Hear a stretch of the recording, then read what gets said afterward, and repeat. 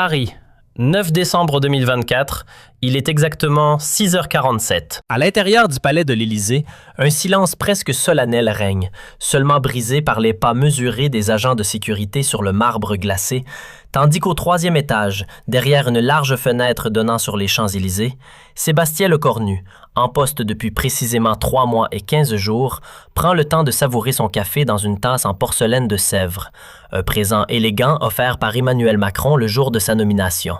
Détail raffiné qui, avec le recul, pourrait presque sembler chargé d'une ironie discrète. À cet instant précis, il est encore loin d'imaginer qu'un appel téléphonique, prévu dans exactement 3h13, bouleversera non seulement son destin personnel, mais aussi l'équilibre de toute la République française. Car pour l'instant, rien ne distingue cette matinée des autres depuis son arrivée au pouvoir. Réveil à 5h30 dans son appartement de fonction, lecture attentive des dépêches de l'AFP, de Reuters et du Figaro, puis trajet sécurisé à bord de sa voiture blindée jusqu'à l'Élysée. Une routine parfaitement rodée, presque mécanique, qui donne l'illusion rassurante d'un contrôle total. Mais aujourd'hui était différent.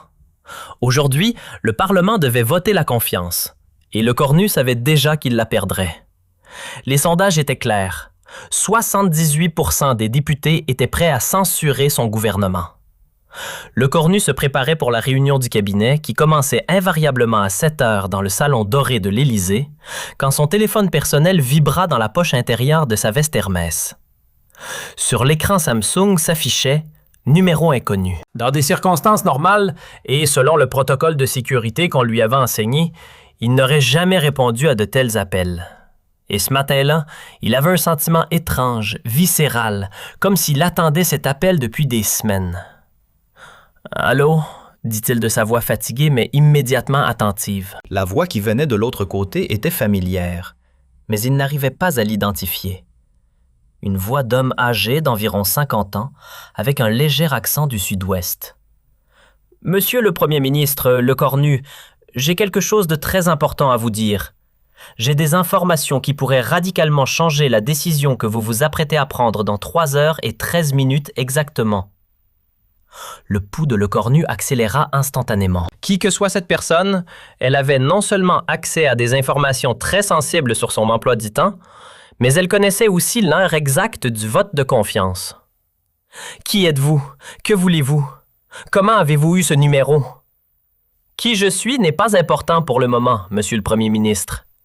Ce qui est important, ce sont les discussions secrètes de Marine Le Pen lors de la réunion extraordinaire de son parti, hier soir, à Digne-les-Bains. Elle sait quelque chose sur vous que vous ne savez pas encore.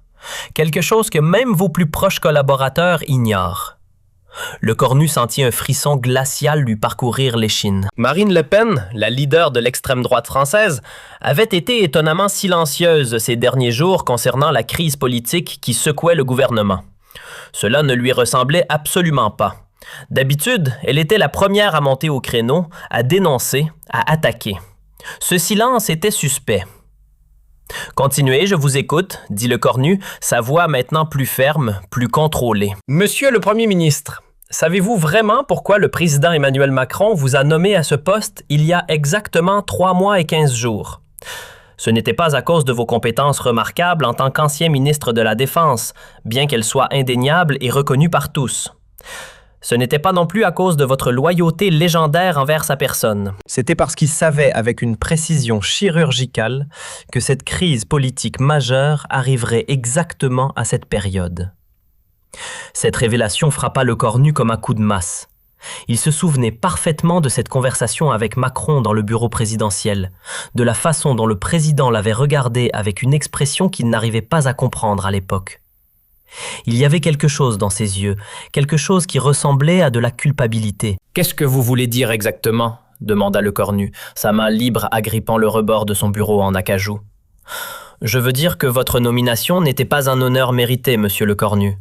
C'était un sacrifice planifié, calculé, organisé. Emmanuel Macron vous a placé à ce poste en sachant parfaitement que vous seriez le bouc émissaire de cette crise. Vous êtes l'agneau sacrificiel de l'Élysée. » Les mains de Lecornu se mirent à trembler légèrement. Il regarda l'horloge suisse accrochée au mur de son bureau. Dans exactement 3 heures et 8 minutes, il devait faire face au Parlement pour le vote de confiance. Un vote qu'il était absolument certain de perdre selon tous les décomptes, tous les sondages, toutes les analyses politiques. « Prouvez-moi ce que vous affirmez », demanda le cornu, sa voix maintenant plus dure, plus exigeante. « Vérifiez votre boîte email professionnelle dans exactement 5 minutes, Monsieur le Premier ministre. Vous y trouverez l'enregistrement intégral de la conversation entre Emmanuel Macron et son conseiller spécial Alexis Kohler, qui a eu lieu la semaine précédant votre nomination, dans le bureau présidentiel, le 2 septembre à 20h. Écoutez-le très attentivement. Chaque mot compte. » La ligne se coupa brutalement. Le cornu resta là, le téléphone Samsung à la main, fixant l'écran noir qui reflétait son visage inquiet. Son cœur battait si fort qu'il pouvait l'entendre résonner dans ses oreilles. Qui était cette personne mystérieuse? Comment avait-elle accès à de telles informations ultra confidentielles? Et surtout, disait-elle la vérité? 5 minutes plus tard, exactement comme promis, un email arriva dans sa boîte de réception sécurisée du gouvernement. L'expéditeur. L'expéditeur était une adresse cryptée qu'il ne reconnaissait absolument pas. XX Proton Mail et Kimplit. Il cliqua sur la pièce jointe audio avec des mains qui tremblaient maintenant visiblement. La voix familière d'Emmanuel Macron résonna dans ses écouteurs. « Alexis, nous avons un problème majeur qui va éclater dans les 3 prochains mois. La crise économique va s'amplifier, les manifestations vont reprendre et l'opposition va nous attaquer de toutes parts. Nous avons besoin de quelqu'un de loyal, mais expendable pour le poste de Premier ministre. Quelqu'un que nous pourrons facilement blâmer quand les choses tourneront mal. Sébastien Lecornu est parfait pour ce rôle. » La voix d'Alexis Kohler répondit avec une certaine hésitation. « Monsieur le Président, n'est-ce pas un peu cruel? Lecornu vous a toujours été fidèle depuis le début de votre mandat. Il vous a soutenu dans tous vos choix, même les plus controversés. La politique n'est pas un jeu d'enfants, Alexis. Ce n'est pas un concours de popularité ou un club de gentlemen. Parfois, nous devons sacrifier nos amis les plus proches pour sauver le système, pour préserver l'État. Lecornu comprendra éventuellement, et s'il ne comprend pas, eh bien ce sera son problème. Mais Monsieur le Président, cela signifie que nous sommes en train de manipuler un homme de confiance.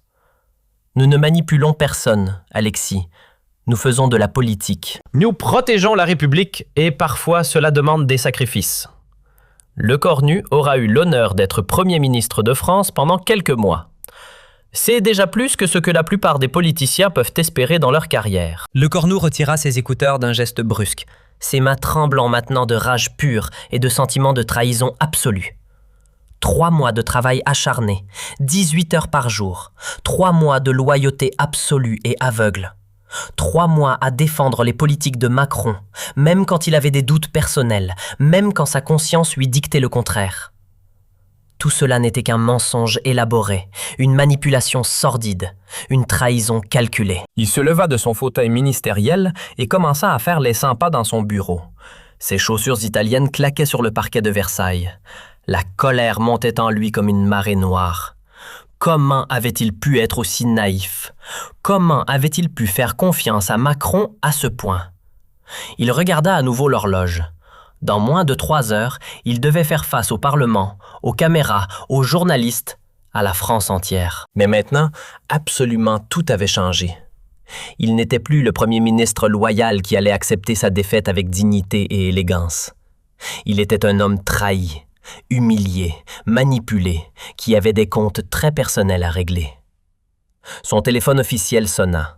L'écran affichait « Président de la République, Emmanuel Macron en personne ». « Sébastien, mon cher ami, êtes-vous prêt pour ce matin? Je sais que ce sera difficile.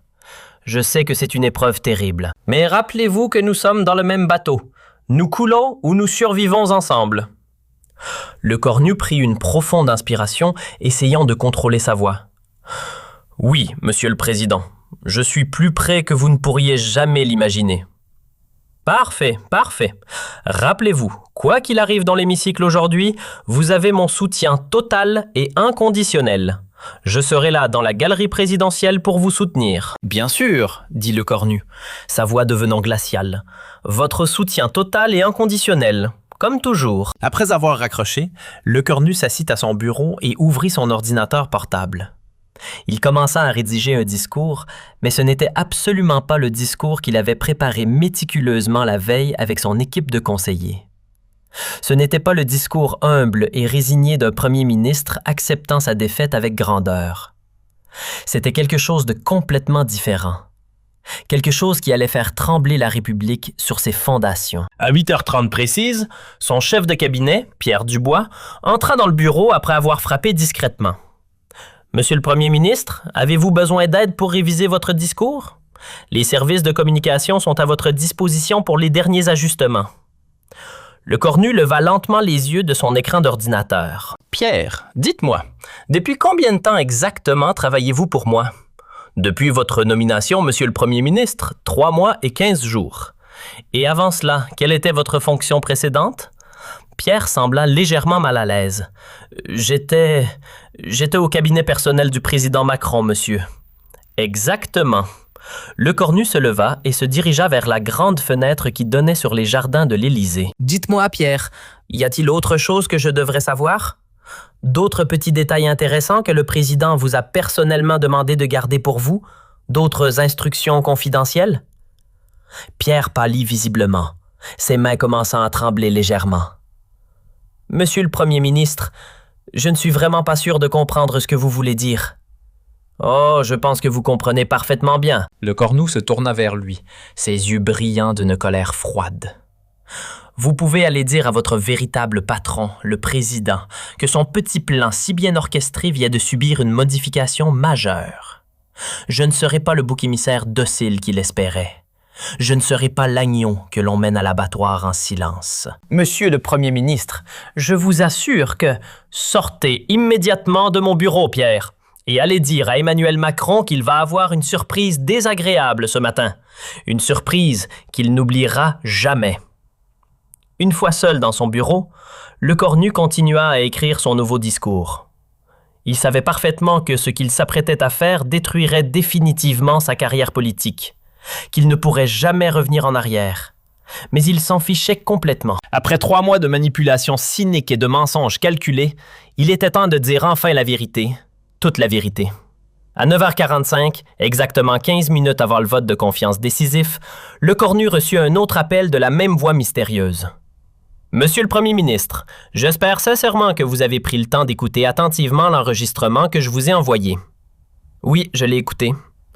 Maintenant, dites-moi qui vous êtes vraiment, demanda Lecornu avec une détermination nouvelle. Je suis quelqu'un qui croit encore que le peuple français mérite de connaître la vérité sur ses dirigeants. Je suis quelqu'un qui en a assez de voir des hommes intègres et honnêtes être utilisés comme de vulgaires pions sur les échiquiers politiques. Je suis quelqu'un qui pense que la démocratie mérite mieux que ces petits jeux sordides. Pourquoi m'aidez-vous? Qu'est-ce que vous y gagnez? Parce que vous avez encore le choix, monsieur Lecornu. Un choix que beaucoup d'hommes politiques n'ont plus. Vous pouvez soit jouer docilement le rôle pathétique que Macron vous a assigné, soit dire courageusement la vérité au peuple français. Qu'allez-vous choisir? Alors j'ai encore quelque chose d'absolument crucial pour vous. Dans exactement 10 minutes, vous recevrez un autre email dans votre boîte de réception. Cette fois, c'est l'enregistrement complet de la conversation secrète entre Emmanuel Macron et Marine Le Pen qui a eu lieu hier soir à 23h. Le genre d'accord qui garantit que Marine Le Pen ne présente pas de motion de censure contre vous aujourd'hui en échange de certaines concessions très précises sur les politiques d'immigration et de sécurité intérieure. Macron vous sacrifie publiquement, mais il s'assure aussi secrètement que son gouvernement ne tombe pas complètement. Vous êtes le sacrifice, mais le système survit.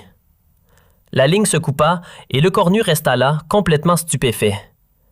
Macron et Le Pen, un accord secret. C'était au-delà de tout ce qu'il avait pu imaginer dans ses pires cauchemars politiques.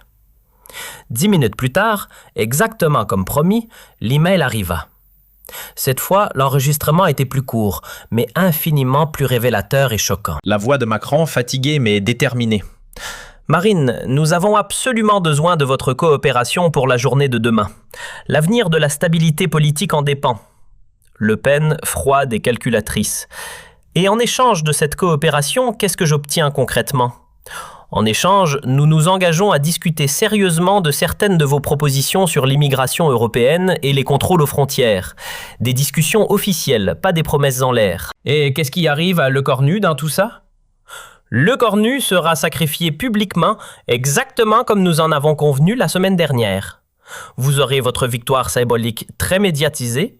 Vous pourrez dire à vos électeurs que vous avez fait tomber le gouvernement Macron, mais le système de gouvernement survivra.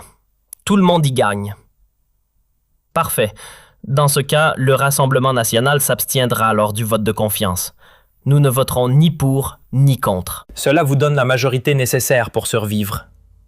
Merci Marine, c'est exactement ce dont nous avions besoin. Le Cornu ferma brutalement son ordinateur portable, la colère le submergeant complètement. Non seulement Macron l'avait trahi de la façon la plus cynique possible, mais il avait aussi fait un marché sordide avec l'extrême droite. Tout cela dans son dos, tout cela en utilisant sa loyauté et sa confiance comme monnaie d'échange politique.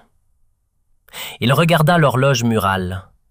Exactement 2 minutes avant d'entrer dans l'hémicycle de l'Assemblée nationale. 2 minutes avant de changer définitivement l'histoire politique de la France. Il prit son téléphone personnel et envoya un message identique à tous les grands médias français. Le Figaro, Le Monde, Libération, France Inter, BFM TV, LCI. Conférence de presse extraordinaire et exclusive immédiatement après le vote de confiance à l'Assemblée nationale.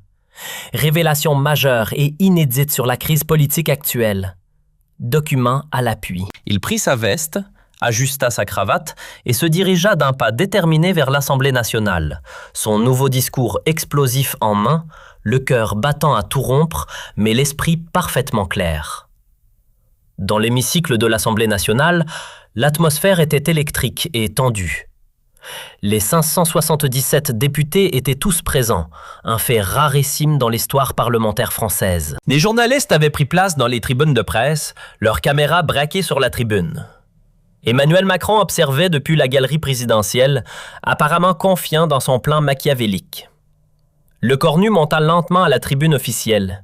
Il regarda d'abord Emmanuel Macron dans la galerie, puis les députés dans leurs sièges, puis les caméras qui transmettaient en direct dans toute la France et même à l'international. « Mesdames et messieurs les députés de la République, commença-t-il, sa voix claire, ferme et parfaitement contrôlée, je me présente devant vous aujourd'hui, non pas pour défendre un gouvernement condamné d'avance, mais pour révéler enfin la vérité sur la manipulation cynique et sordide dont nous avons tous été victimes. » Un murmure de surprise parcourut immédiatement l'Assemblée. Ce n'était absolument pas ce qui était prévu dans le protocole. Dans la galerie présidentielle, Macron se redressa brusquement, l'inquiétude et la panique devenant visibles sur son visage habitué aux caméras. Il y a exactement 3h13 minutes, j'ai reçu un appel téléphonique qui a littéralement tout changé dans ma perception de la politique française. J'ai découvert que ma nomination au poste de Premier ministre n'était pas un honneur mérité après des années de service loyal, mais un sacrifice froidement planifié et calculé. J'ai découvert que le président de la République m'a cyniquement utilisé comme bouc émissaire, sachant parfaitement que cette crise politique majeure arriverait exactement à cette période. L'Assemblée explosa littéralement. Les députés se levèrent d'un bond, certains criant leur indignation, d'autres applaudissant frénétiquement. Les journalistes notaient et filmaient avec une intensité fébrile. Dans la galerie, Macron était devenu blanc comme un linge, ses conseillers s'agitant autour de lui. « Mais ce n'est absolument pas tout, mesdames et messieurs les députés, » continua Le Cornu, sa voix dominant parfaitement le chaos ambiant. « J'ai aussi découvert qu'un accord secret et honteux a été passé hier soir même entre le président de la République et Mme Marine Le Pen, garantissant que le Rassemblement national s'abstiendrait lors de ce vote en échange de concessions sur l'immigration. Cette fois, c'était Marine Le Pen qui pâlit dans son siège de député. Elle regarda Macron avec des yeux emplis de fureur, réalisant qu'elle aussi avait été manipulée et que leur accord secret venait d'être révélé publiquement. « Ces enregistrements audio, » dit Le Cornu en brandissant théâtralement une clé USB, « seront transmis intégralement à la presse française et internationale immédiatement après cette séance. » Le peuple français mérite de connaître enfin la vérité sur la façon dont ses dirigeants manipulent la démocratie comme un vulgaire jeu de cartes. Le président de l'Assemblée nationale, Richard Ferrand, tentait désespérément de rétablir l'ordre en frappant son marteau, mais c'était absolument impossible. L'hémicycle était en chaos total et incontrôlable. « Monsieur le Président de la République », dit le cornu en regardant directement Macron dans la galerie, « vous m'avez trahi de la façon la plus lâche possible. Vous avez trahi la confiance que j'avais en vous. Vous avez trahi les valeurs républicaines que nous sommes censés défendre ensemble. » Le cornu quitta la tribune sans attendre le vote de confiance. Il savait que sa carrière politique était définitivement terminée, mais il savait aussi qu'il avait fait exactement ce qu'il fallait faire. Dans les couloirs marbrés de l'Assemblée, son téléphone sonna immédiatement. La voix mystérieuse qui avait tout déclenché. « Mes plus sincères félicitations, monsieur le cornu. Vous avez fait le choix le plus courageux de votre vie politique. Maintenant, dites-moi enfin qui vous êtes vraiment, demanda le cornu une dernière fois. Je suis quelqu'un qui travaille depuis des années dans l'ombre pour protéger les vraies valeurs de la démocratie française. Et aujourd'hui, grâce à votre courage exceptionnel, nous avons gagné une bataille cruciale contre la manipulation politique. Et maintenant, qu'est-ce qui va se passer? Maintenant, vous rentrez chez vous en sachant que vous avez préservé votre honneur et votre intégrité. Et la France découvrira peut-être enfin qu'elle mérite infiniment mieux que des dirigeants qui jouent avec la démocratie comme avec des pièces d'échecs. Le cornu sortit de l'Assemblée nationale sous un déluge de flashs de photographes et les questions pressantes des journalistes. Il ne répondit à aucune question, mais son sourire serein en disait infiniment long sur son état d'esprit. Ce soir-là, dans son appartement personnel du 7e arrondissement de Paris, Sébastien Lecornu regardait les informations sur toutes les chaînes. Les révélations qu'il avait faites avaient provoqué un véritable tsunami politique. Macron était sous une pression énorme et sans précédent. Marine Le Pen tentait désespérément de se distancer de l'accord révélé et tous les partis d'opposition réclamaient unanimement de nouvelles élections présidentielles anticipées. Son téléphone personnel vibra. Un message de sa fille. « Papa, je suis infiniment fier de toi. Tu as fait exactement ce qu'il fallait faire. Tu es redevenu l'homme intègre que j'ai toujours admiré. » Pour la première fois depuis sa nomination comme Premier ministre, Lecornu sourit sincèrement et profondément. Il avait perdu son poste. Sa carrière politique était probablement définitivement terminée. Mais il avait retrouvé quelque chose d'infiniment plus précieux. Son intégrité, sa dignité et le respect de sa propre conscience. L'appel téléphonique d'il y a 3 heures avait effectivement tout changé. Pas seulement pour lui personnellement, mais pour toute la France. Et parfois, c'est exactement ce dont un pays a besoin. Un homme prêt à sacrifier courageusement son avenir personnel pour que la vérité triomphe. Enfin, dehors dans les rues de Paris, les manifestants scandaient « Le cornu! Le cornu! L'homme qui a dit la vérité! » Le cornu, le héros de la République. L'histoire retiendrait peut-être que Sébastien Lecornu avait été Premier ministre de France pendant seulement 3 mois et 15 jours. Mais elle retiendrait surtout et pour toujours qu'en 3 heures décisives, il avait changé le cours de la politique française et redonné espoir au peuple. Tout cela grâce à un appel téléphonique mystérieux d'un inconnu qui croyait encore que la vérité et l'intégrité pouvaient triompher de la manipulation et du cynisme politique. Et cette nuit-là, alors que Paris bruissait encore des révélations historiques de la journée, Lecornu s'endormit paisiblement pour la première fois depuis sa nomination. Il avait fait le bon choix, le seul choix possible pour un homme d'honneur. L'appel avait tout changé, mais au final, c'était lui et lui seul qui avait choisi de changer l'histoire de France. Mais l'histoire ne s'arrêtait pas là. 3 jours après les révélations explosives de Lecornu, la France était en ébullition totale. Les manifestations se succédaient dans toutes les grandes villes, de Marseille à Lille, de Lyon à Bordeaux. Le hashtag Lecornu héros était devenu viral sur tous les réseaux sociaux. Dans son bureau de l'Élysée, Emmanuel Macron faisait les 100 pas, ses conseillers tentant désespérément de limiter les dégâts. Les sondages étaient catastrophiques. Sa cote de popularité avait chuté de 18 points en 3 jours, du jamais vu dans l'histoire de la Ve République. Comment ont-ils pu avoir accès à ces enregistrements? Criait Macron. Alexis Colère, qui semblait avoir vieilli de 10 ans en 3 jours, répondit d'une voix blanche. « Monsieur le Président, nous avons vérifié tous les systèmes de sécurité. Ces conversations étaient strictement confidentielles.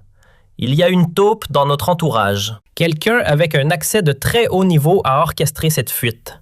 Quelqu'un qui connaît parfaitement nos méthodes. » Pendant ce temps, dans un petit appartement du Marais, l'homme à la voix mystérieuse regardait les informations avec satisfaction. Il s'appelait en réalité Jean-Claude Marneau, ancien directeur adjoint de la DGSE, les services secrets français, mis à la retraite anticipée après avoir refusé de participer à certaines opérations qu'il jugeait contraires aux valeurs républicaines. Marneau avait passé 3 années à collecter des preuves sur la corruption et la manipulation au plus haut niveau de l'État. L'affaire Lecornu était juste la partie émergée de l'iceberg. Il avait choisi Sébastien Lecornu parce qu'il avait étudié son profil psychologique. Un homme intègre, loyal mais pas aveugle, capable de faire le bon choix quand on lui présentait la vérité. Son téléphone sonna. C'était un numéro qu'il connaissait bien. Jean-Claude? C'était Catherine Morin-Desailly, sénatrice centriste et présidente de la commission d'enquête sur les dysfonctionnements de l'État.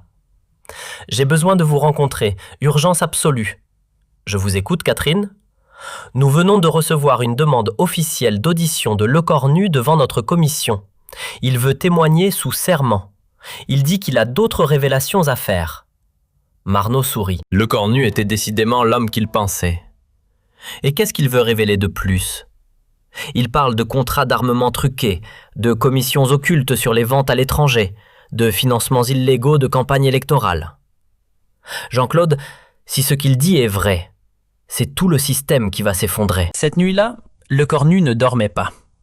Dans son appartement, il préparait minutieusement son témoignage devant la commission sénatoriale. Il savait qu'en parlant, il détruirait définitivement toute possibilité de retour en politique. Mais il s'en fichait. La vérité devait éclater. Toute la vérité. Il pensait à sa carrière, commencée avec tant d'idéaux. Député à 32 ans, ministre à 35 ans, premier ministre à 39 ans, et maintenant, à 39 ans et quelques mois, il allait probablement finir sa carrière politique en révélant les secrets les plus sombres de la République. Son téléphone vibra. Un message de son ancien collègue du ministère de la Défense, le général Pierre Langlade. « Sébastien, j'ai vu votre intervention à l'Assemblée. Il faut qu'on se parle. J'ai des documents sur l'affaire des sous-marins australiens que vous devez voir. Des documents qui prouvent que Macron a menti au Parlement. » Lecornu ferma les yeux. L'affaire des sous-marins, il se souvenait de ses réunions secrètes au ministère de la Défense, de ses contrats signés dans l'ombre, de ses commissions versées sur des comptes offshore. Il avait des soupçons à l'époque, mais maintenant... Le lendemain matin, Lecornu se rendit discrètement dans un café du 15e arrondissement pour rencontrer le général Langlade. L'homme était nerveux, regardant constamment par-dessus son épaule. « Sébastien, ce que je vais vous montrer peut nous coûter cher à tous les deux, » dit Langlade en sortant une clé USB de sa poche. « Mais après ce que vous avez fait à l'Assemblée, je sais que vous êtes prêt à aller jusqu'au bout. »« Montrez-moi, » dit simplement Lecornu. Langlade brancha la clé sur son ordinateur portable. « Voici les vrais chiffres du contrat avec l'Australie. Regardez ces lignes comptables. Là, 50 millions d'euros de commissions non déclarées. Regardez maintenant les destinataires. » Lecornu écarquilla les yeux. Parmi les bénéficiaires figuraient plusieurs personnalités proches de Macron, dont certains avaient financé sa campagne présidentielle. « Mon Dieu !» murmura Lecornu. « Vous rendez-vous compte de ce que cela signifie ?»« Parfaitement. Cela signifie que le président a utilisé les contrats d'armement pour financer illégalement son réseau politique. Et cela signifie que vous, en tant qu'ancien ministre de la Défense, étiez censé être au courant. Mais je n'étais au courant de rien. Ces documents, je ne les ai jamais vus. Je sais, c'est exactement pour cela que vous devez témoigner, pour montrer comment ils vous ont écarté des vraies décisions, tout en vous faisant porter la responsabilité publique. 2 jours plus tard, devant la commission sénatoriale, Lecornu témoignait sous serment. Les caméras de toutes les chaînes d'information étaient présentes. La France entière était rivée à ses écrans. « Mesdames et messieurs les sénateurs, commença Lecornu, « ce que je vais révéler aujourd'hui va probablement choquer l'opinion publique, mais la République mérite mieux que les mensonges et la corruption. » Pendant 3 heures, Lecornu détailla méthodiquement le système de corruption qu'il avait découvert. Les contrats truqués, les commissions occultes, les financements illégaux, les comptes offshore. Il présenta des documents, des enregistrements, des témoignages. Le président de la République, déclara-t-il d'une voix ferme, a transformé la fonction présidentielle en une machine à blanchir l'argent et à financer illégalement son parti politique. Dans son bureau de l'Élysée, Macron regardait le témoignage en direct. Le visage fermé, ses conseillers entraient et sortaient en permanence, apportant de mauvaises nouvelles. « Monsieur le Président, dit son directeur de cabinet, le procureur de la République vient d'ouvrir une enquête préliminaire et l'opposition dépose une motion de destitution. » Macron se tourna vers la fenêtre. Au loin, il pouvait voir les manifestants qui scandaient « Macron démission » depuis 3 jours. « Comment sommes-nous arrivés là ?» murmura-t-il. « Vous avez sous-estimé Lecornu, Monsieur le Président. Vous pensiez qu'il accepterait son rôle de bouc émissaire, mais vous vous êtes trompé sur l'homme. » Cette nuit-là, dans son appartement, Lecornu recevait des centaines de messages de soutien. Des citoyens ordinaires, des élus locaux, des magistrats, des journalistes. Tous le félicitaient pour son courage. Mais le message qui le toucha le plus venait de sa mère, âgée de 78 ans. « Mon fils, je n'ai jamais été aussi fier de toi. Tu as choisi l'honneur plutôt que le pouvoir. C'est ce que ton père aurait voulu. » Jean-Claude Marneau, l'homme mystérieux qui avait tout déclenché, regardait les informations avec satisfaction. Son plan avait fonctionné au-delà de ses espérances. Non seulement Lecornu avait révélé la manipulation dont il était victime, mais il avait aussi ouvert la voie à une enquête sur l'ensemble du système. Il prit son téléphone et composa le numéro de Lecornu. « Je pense qu'il est temps que nous nous rencontrions en personne. Qui êtes-vous vraiment? »« Je suis l'homme qui vous a appelé il y a 1 semaine et je pense que nous avons encore du travail à faire ensemble. » Le lendemain, dans un petit restaurant discret de Belleville, Marneau et Lecornu se rencontrèrent pour la première fois. Marneau était un homme de 60 ans, aux cheveux gris, aux yeux perçants, qui inspirait immédiatement confiance. « Pourquoi moi ?» demanda Lecornu. « Pourquoi m'avoir choisi ?»« Parce que j'ai étudié votre parcours, parce que je savais que vous étiez un homme intègre qui ne se laisserait pas acheter, et parce que vous étiez parfaitement placé pour révéler la vérité. Et maintenant? Maintenant, nous allons aller plus loin. Ce que vous avez révélé n'est que le début. Il y a d'autres affaires, d'autres scandales, d'autres mensonges. La France mérite de connaître toute la vérité. » Lecornu regarda cet homme qui avait changé sa vie.